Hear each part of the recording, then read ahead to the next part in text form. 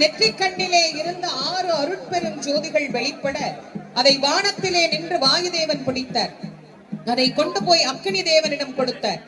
அதனுடைய வெப்பம் தாழாத அவர் கொண்டு கங்கையில விட்டார். அது வறண்டு திரண்டது. பின் அது நிலத்திற்கு வந்து விட்டது. சரம் என்றால் தர்ப்பை, வனம் என்றால் காடு. சரவணம் என்றால் தர்ப்பை காடு. இயற்கையாக உள்ள நீர்நிலை சரவண பொய்கை. நாம் தடுத்து செய்வது தடாகம்.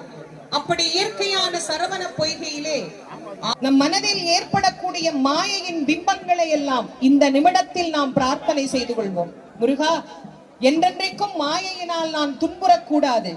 என் மனதில் இருந்து இந்த மாயையின் எண்ணத்தை நீ மாற்று. இவை அனைத்தையும் நீக்கிவிடு.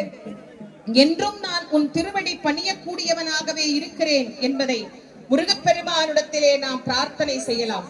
அந்த தலை அசைகின்ற வேகத்தை பார்த்து வேலனுக்கு, இடும்பனுக்கு, கார்த்திகேயனுக்கு, தண்டபாணி தெய்வத்திற்கு, சுப்பையாவுக்கு, சுவாமிநாத மூர்த்திக்கு, தகப்பன் சுவாமிக்கு, குகனுக்கு, முத்துக்குமரனுக்கு, இதோ முருகப்பெருமானின் வீரவாள், வெற்றிவாள், வேலை தொடர்ந்து வந்து ஆறுகளின் தலை தரை கவிழ்கிறது. வெற்றிவேல் முருகனுக்கு, வீரவேல் முருகனுக்கு, ஞானவேல் முருகனுக்கு, அன்னவேல் முருகனுக்கு, குன்றத்தூர் குமரனுக்கு, வெற்றிவேல், வீரவேல், வெற்றிவேல், வெற்றிவேல், வெற்றிவேல். நீங்க வேண்டும் என்று சொன்னால் பார்த்து சொல்லுகிறார், முருகா நீ பச்சிலம் பாலகன்.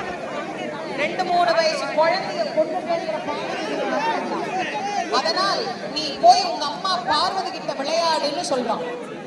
ஆனா முருகன் சிரிச்சிட்டே சொல்றார், சிங்கமுகா விளையாடத்தான் வந்தேன், ஆனா எங்க அம்மா கூட இல்ல, உன் கூட.